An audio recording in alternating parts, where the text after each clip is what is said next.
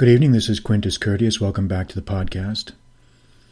And in this podcast, we're going to be doing something very different. We're going to be doing a little bit of a change-up, a little bit of a departure from our usual subject matter. And I thought long and hard before I did this podcast. I said to myself, do I really want to do this? Is this going to be misconstrued or misinterpreted the wrong way? But finally, I just said, what the hell, why not? I want to make this podcast about one of my favorite Twitter accounts. And I want to try to make the case that I think this Twitter account is a true work of art in many ways, a modern comic strip that both calms, soothes, inspires, entertains, and challenges the imagination. Now, I know there may be some people thinking when they hear this, they're going to roll their eyes and they're going to say, Quintus, why are you doing a podcast on this? This is not the type of subject that deserves a podcast. And I'm going to say in response, I beg to differ. I beg to differ. Because I think in this world we have to recognize genius when we see it. We have to recognize artistry when we see it. We have to recognize ability and communicative agility and finesse when we see it. And not only should we talk about it, I think we need to reward it. I think we need to praise it. So not only am I going to do a podcast on it, I'm going to praise it. Now, who am I talking about? I'm talking about the Twitter account with the handle Michael Porfirio, also known as the G Manifesto or Michael Mason. He has a number of names. And I can spell out the Twitter handle. It's at Michael Porfirio, Porfirio.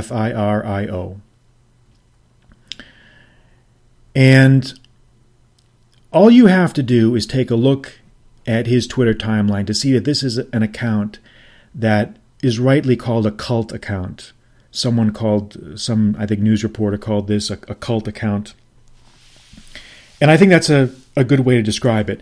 Cult in the sense that it creates its own world, it has its own logic, it has its own in-jokes, it has its own logic, rationale, rules, ethics, and worldview. And I think it's the type of thing that guys can benefit from if they just look at it in the right way, if they look at it with an open mind, with a sense of humor, You know, sometimes it's nice just to have fun. And anyone who's read my blog for a couple years knows that I deal with very serious subjects. Usually, I deal with serious subjects of kind of a high, level of intensity, maybe. But sometimes it's fun just to laugh. Sometimes it's fun. There's wisdom in just knowing when to kick back, have a few laughs, and enjoy the world. You know, there's a great scene in the movie The Game. You may remember this movie, came out in the late 90s, and one of David Fincher's early films, The Game.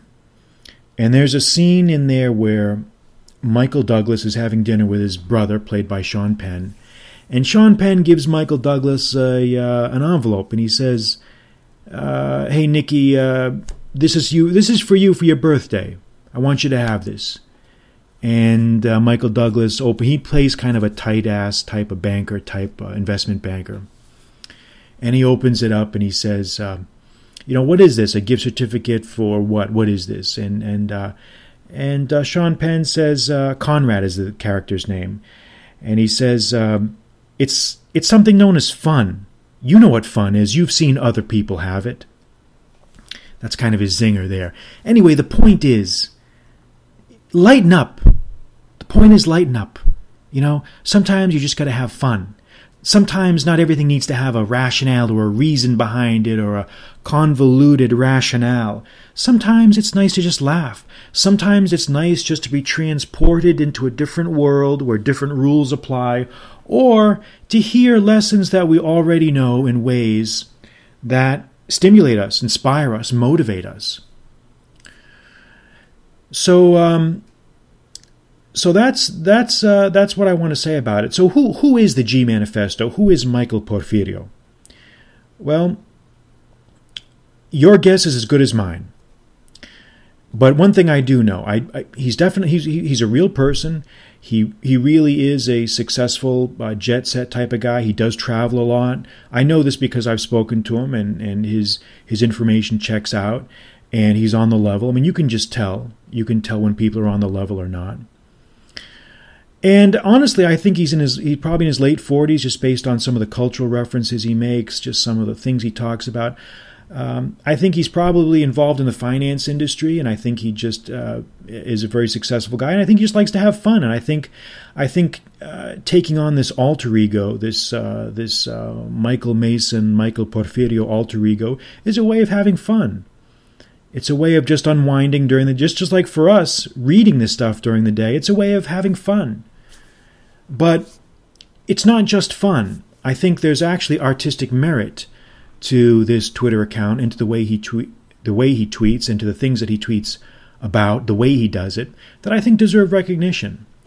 And I'm a big fan of art. I've spent a lot of time around art, studying it, practicing it, and I feel like I know it when I see it. And art is not just about what you find in museums. Art is all around us. You can see it everywhere. You can see it in day-to-day things. And a lot of people make the mistake of thinking that just because something is routine, or they see it on the internet, or they see it in a format that like say a Twitter account that they might not expect, that it doesn't qualify as art. And I say to you, I beg to differ. I beg to differ. So let's talk a little bit about the account of Michael Porfirio, and one of the purposes of this podcast is to make the case that this guy's Twitter account qualifies as modern art. And what are some of the reasons why I say that? Well, it creates a world. The first thing you know about the account is it creates an alternative world. A world of the account evokes this image, this character, this larger-than-life character, this role-playing character, this jet-set James Bond character who's an international playboy and is involved in all sorts of incredible activities. And it's almost like sort of a surrealistic version of James Bond. It's a surrealistic James Bond for the 2000s, for the new century. And what are some of the motifs? One thing about art, if you look at the artwork of, say, Dali, of Picasso, of some of the other modern artists, they all have motifs. They all have, and when I say motifs, I mean themes that they repeat over and over again. Themes that are repeated in different ways that help to evoke this world that the artist wants to create for us. So that's one of the criterion of art, is the use of motifs. The use of motifs. It's one of the criterions of art. And that's one of the things that the G Manifesto knows how to do with real acumen, with real savvy acumen. Because he harps on these same themes over and over again. And look, I'm going to be honest with you. He did not put me up to making this podcast. I have no direct connection with the G Manifesto. I've spoken to him a few times, but I'm doing this because I want to kind of reach out and salute this guy and say thank you for the great entertainment. Thank you for the great content. Sometimes it's just nice to say thank you to people. And I have to admit, I have to confess, when I first started to read his stuff, I didn't like it at all. I said to myself, what the hell is this, man? This is just over the top. This is just ridiculous. But I realized that I was looking at it through the wrong lens. I was looking at it through the literal lens. And I think this is the mistake that a lot of guys make at first. They look at the account and they say, oh, this is just bullshit. This is fake. This is phony. This is bullshit. Well, my answer to this, it's not meant to be realistic. Not everything in the world needs to be literally realistic. Not everything in the world needs to be precisely in line with what we call, quote, reality. When you look at a portrait by Picasso or a landscape, if we want to call it that, by Dali, do we ever say, hey, this is not realistic? this is not the way the world. The faces don't really look like that. The landscape doesn't really look like that. Well, the artist would say to you, I'm giving you a different perspective on the same landscape. I'm giving you a different view of the same scene. And that's how you have to look at it. So after a little bit of acclimatization to the account, I said to myself, this stuff is just brilliant. I love this stuff. Because I kind of like comedy that's off the wall and kind of insane in some ways, a little bit out there. And just the way everything was just put together, it just really had a soothing effect on me as I would read it during the day. Now, what are some of the motifs that the G Manifesto uses? And again, this list is not exclusive, it's not exhaustive. It's just some of the most common motifs that he uses. And these are, this is the list that I've drawn up here. And again, you can make up your own list, but he has motifs like game meats, these eating the flesh of wild animals, game meats, treetop combat, Like, I'm going to try to get through this podcast the best I can without laughing. It's going to be hard, but I'm going to try to do it. So game meats, treetop combat, custom suits, drinking and smoking, the idea of living in a village by the sea. This is a common one, the idea of living in a village by the ocean. Boxing, grip strength, the idea of running the numbers on things. Deep ocean swims, natural oils, fresh fish, and the last one, and maybe the most important, soy. So let's spend a few minutes here talking about soy. Now, I don't know if the G Manifesto was the one who invented the soy motif. There are some other rival claimants. Maybe it's going to be like the invention of calculus, where you've got the school of Leibniz and the school of Isaac Newton both battling it out to see who invented calculus first. Who knows? I'm not going to enter into those waters, but I do think that the G-Man was one of the first to talk about soy. And I certainly was one of the first to amplify this message continuously by constantly retweeting it. And again, this is where the literal brigade, the people that believe in literal interpretations of everything, are going to say, oh, this is not true. Soy is really not good, not bad for you. And my answer to that is, doesn't matter. It doesn't matter. It's not meant to be taken literally. Again, the whole soy, which he uses as a metaphor for kind of weakness, wussiness, sort of the chicken shitism of modern culture, effeminization of the modern male. The soy motif is a good analogy to use. It's a very compelling, unforgettable analogy. This is most important. It's unforgettable. Once you've heard it a few times, you don't forget it. It's an unforgettable analogy which perfectly describes modern society's attempt to domesticate and to effeminize the modern male. And this is why it's useful. You know, we can talk about these things in the abstract, the war on men in the abstract and these other things, but sometimes it's nice to have a compelling metaphor that just sums it up. And that's what I like about the soy metaphor. It's a very, very, very useful shorthand for encapsulating the attempt to domesticate and subjugate the modern man. And that's really what it is. That's really what the usefulness of the soy motif is. And I think that's really where he deserves a lot of credit for bringing that motif into the hearts and minds of his readers. And at the end of this podcast, I'm going to do some readings of some of his tweets if I can control myself without laughing. But, just to give you guys a little bit more insight, the G Manifesto's been at this for a long time. When I started to look into some of his stuff, he has a blog out there, G Manifesto, thegmanifesto.com, which he hasn't updated since, I think, 2013.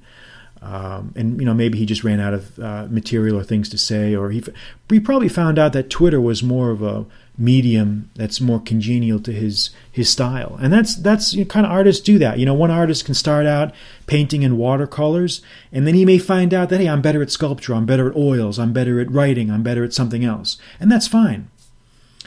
But this is what's amusing is, as I was looking into this, I found on the internet here an old news post here on the Miami New Times, an online newspaper called the Miami New Times from 2007. And it's called Best of People and Places. And it says Best Manifesto. And this is 2007.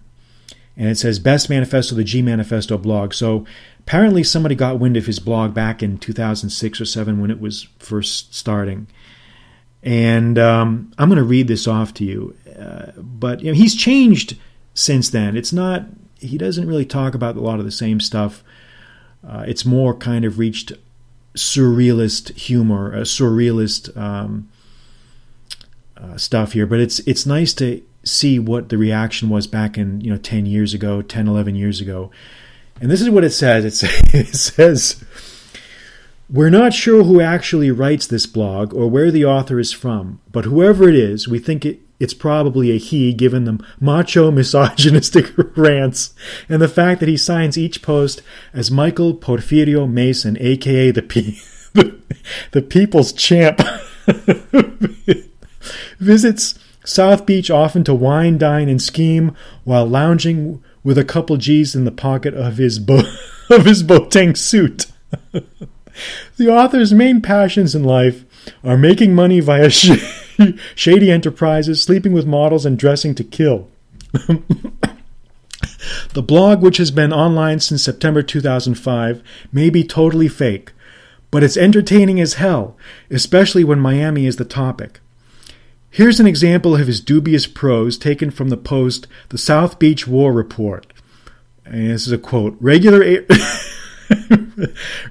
everyday guys have no chance in Miami. They are usually finished quicker than it takes an ice cube to melt on Lincoln Road in summertime. Regular guy doesn't have the tools, the weapons, the experience, the heart, or the game. Even capable players meet defeat in South Beach. You will see them outside of clubs trying in vain to gain entrance. Even top players get dismantled in South Beach. I remember seeing a top-tier Los Angeles playboy get completely dissected in South Beach 2 years ago. He hasn't been back since, and trust me, it wasn't pretty. I even know a first-rate Parisian playboy who was absolutely bulletproof in Paris and southern France that was made to look like Swiss cheese in Miami Beach.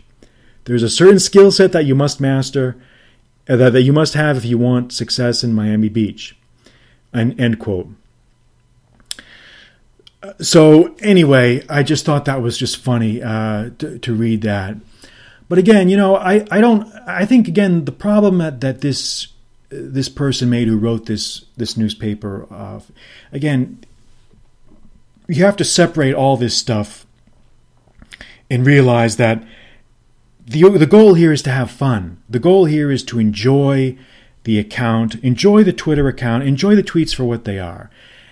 Don't take them literally. It doesn't matter whether it's literal or true or not true. See, that's the problem with everybody nowadays. Everybody's obsessed with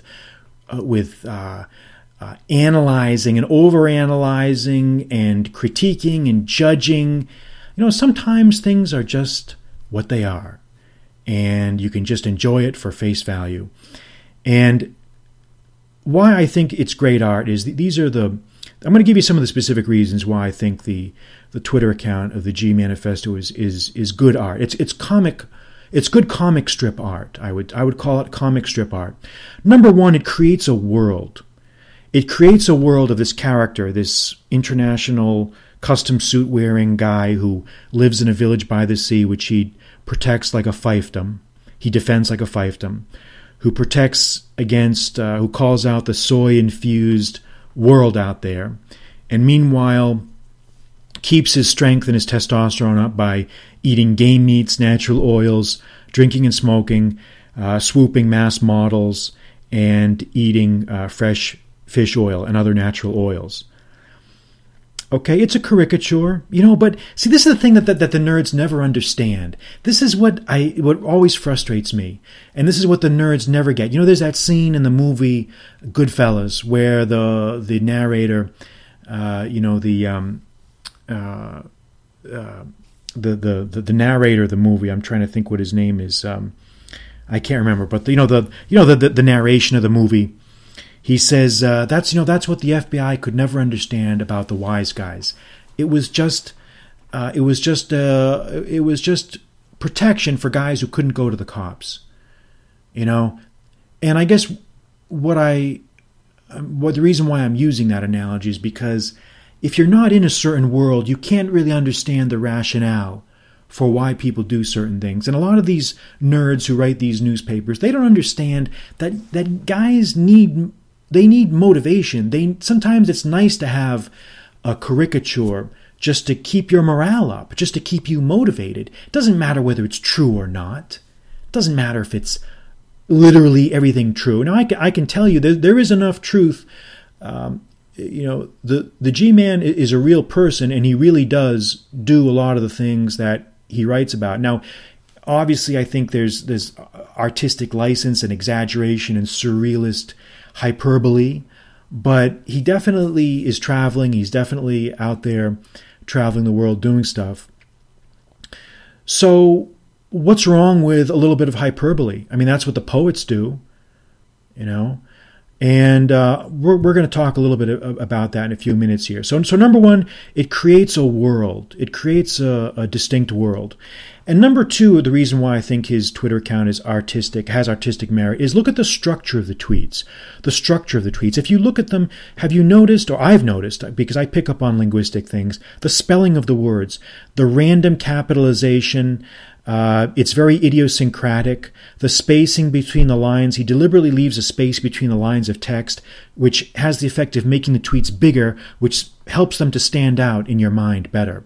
He often uses photographs, prints, lithographs, photos, paintings to help create this evocative world, this beach world, or this jungles, or whatever world he's trying to create. He uses photos and graphics. And then there's the lush language, the strange, unusual language where punctuation doesn't normally apply, capitalization rules are thrown out the window. Again, all of the effect of the artist is to help create this idiosyncratic, special world. And I know the G Manifesto is listening to this, and I'm wondering what he's thinking of hearing someone give an intellectual analysis of his Twitter account. I'm sure he's amused by that, but hey, salute, G Manifesto. This is for you, man. Just trying to give back a little bit. So anyway, the structure of the tweets themselves, the spelling, the spacing, the photographs, the language, all help to contribute to create that special effect. And I've said before in some of my own tweets that his account is it reminds me a lot like the old comic book strip account, Crazy Cat from the 20s and 30s. You, unless you're a comic strip fan, you probably haven't heard of this, but that strip also used certain motifs repeated over and over and over again with the main players, the main characters in the comic strip. And it had an idiosyncratic spelling, strange illustrations, an evocative world. All of these things helped to create a very, very distinctive feel to the comic strip. Now, the third thing is I really think that his tweets help to contribute to a relaxing, calming effect on the reader. Like I said, sometimes escapist entertainment is good, especially in this world now that we live in where everybody's lecturing you, everyone's yelling at you, the news is always bad news. It's nice to be inspired, it's nice to be entertained, it's nice to be distracted or diverted from the pressures of the moment into a world where everything is surreal, everything is exaggerated, everything is a little bit off. Everything is a little bit off. And that's what is nice about the G Manifesto's Twitter account. It sets up this aspirational model and this alternative world that sometimes is nice. It really sometimes helps motivate guys. And there's a long tradition of that in art. You can laugh and you can say, oh, this stuff is all fake, it's all crazy. But you know what?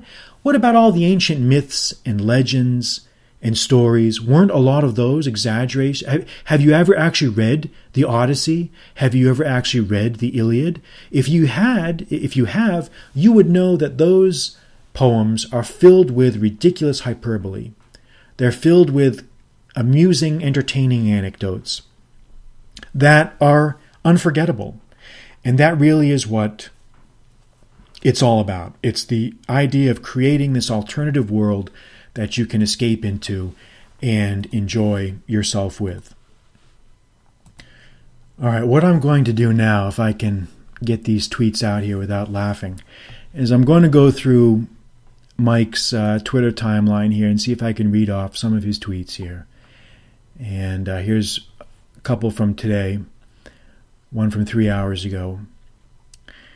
And again, he's got two names here, Michael Mason and Michael Porfirio. I mean, I don't really know exactly the rationale, but again, he would probably say it doesn't matter. You see, he has his own logic. He says he would probably answer, I'm on my 7th drink, but it's actually my 1st drink. Most guys don't know how to run the numbers on that.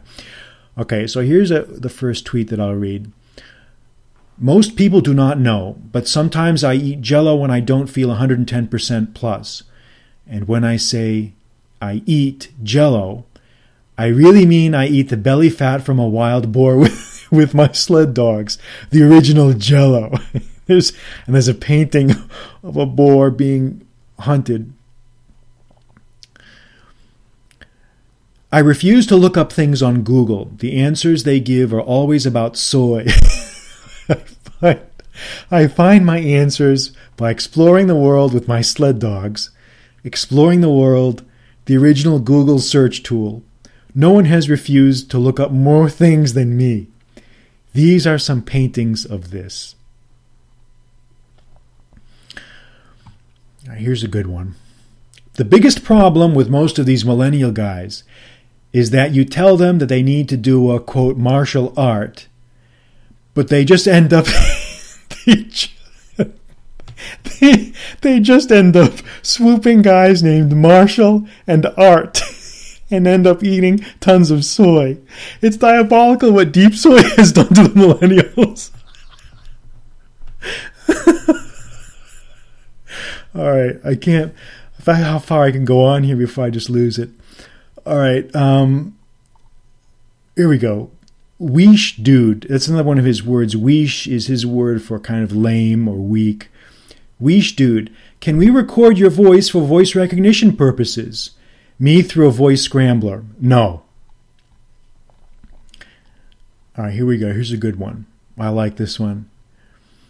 I usually start the week with heavy explosiveness workouts. Most guys will never do this. Most guys just, quote, implode into 2+ piles of soy. The fitness media has refused to cover this. No one is doing real fitness journalism like this, or delivering this kind of actionable advice. There's a picture of a tiger in midair leaping. Brilliant, just brilliant. I love it, just perfect. Oh man, let's see what are some of the other good ones here. The more Portuguese I learn, the more beautiful Brazilian girls I swoop. The more beautiful Brazilian girls I swoop, the more Portuguese I learn. And then he's got pictures of two kind of a carnival-dressed girls here. Very nice. Here's one here. Here's a good one. Maybe my last one here before I just reduce myself to just infantile laughter. He says, the picture is a picture of bok choy, and he says, most guys do not eat enough bok choy.